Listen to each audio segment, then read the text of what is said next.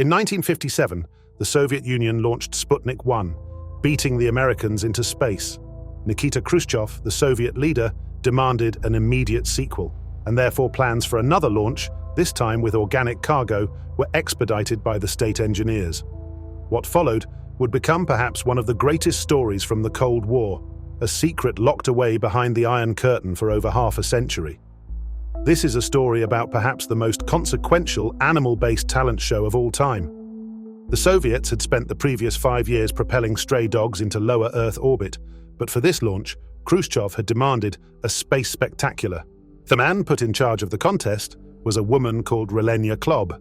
She had previously been part of Stalin's social committee, but had been sent to a gulag in the Urals after a parrot she had trained to sing Stalin's favorite song had accidentally sung his least favorite song. Khrushchev had her swiftly brought back into the fold as no one in the Kremlin owned a pet. An advert was immediately published in Pravda. Wanted, the greatest pet in the USSR. Auditions Tuesday. Klob assembled a team of judges. Vladimir Yazdovsky and Oleg Gazenko, the Soviet space life scientists, were first on the list, but the wildcard rounding out the trio was Kasper Matres. He had previously been a master of the Bolshoi Ballet, but was asked to leave after taking the Nutcracker too literally. He was designated to be the mean one. The auditions were a closely guarded state secret, but thanks to Klob's knack for administrative efficiencies, we do have a detailed manifest of the entrants. There was a flurry of early competitors, deemed to be too rudimentary. It was a young girl from Leningrad that became an early front-runner. According to Klob's dossier, she spun an elaborate emotive story about her pet rabbit Dmitri. It had suffered greatly at the hands of a local poacher, but had survived, only to then get a brain tumor, which was then removed, after which it suffered from crippling imposter syndrome. The contest was a way for Dmitri to turn it all around, and as he nervously approached the judges, he stumbled at first. Dmitri then hopped in perfect syncopated rhythm to Prokofiev, backflipping into a final pose. It was a great success. The Soviet Union would have a new hero, and the West would be powerless against the cute factor.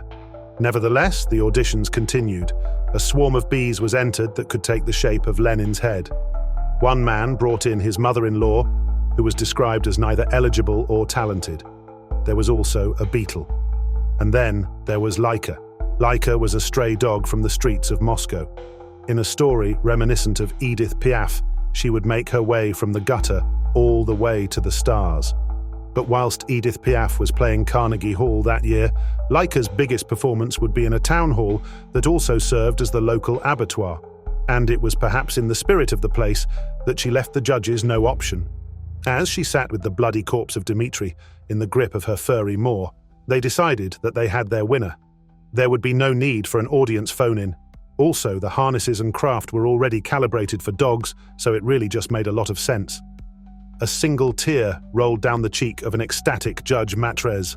The ruthlessness, the guile, the audacity. She was perfect. Yazdovsky took her home to play with his children, later writing, "I wanted to do something nice for her. She had so little time left to live." Which was true. She was rocketed into space the next day, dying in mere hours due to overheating in her tiny cockpit.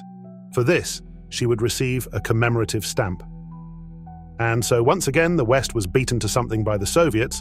Not only had they sent the first living organism into space, but they had also invented a new kind of talent show format, the lasting effects of which would permanently damage the culture of the 21st century.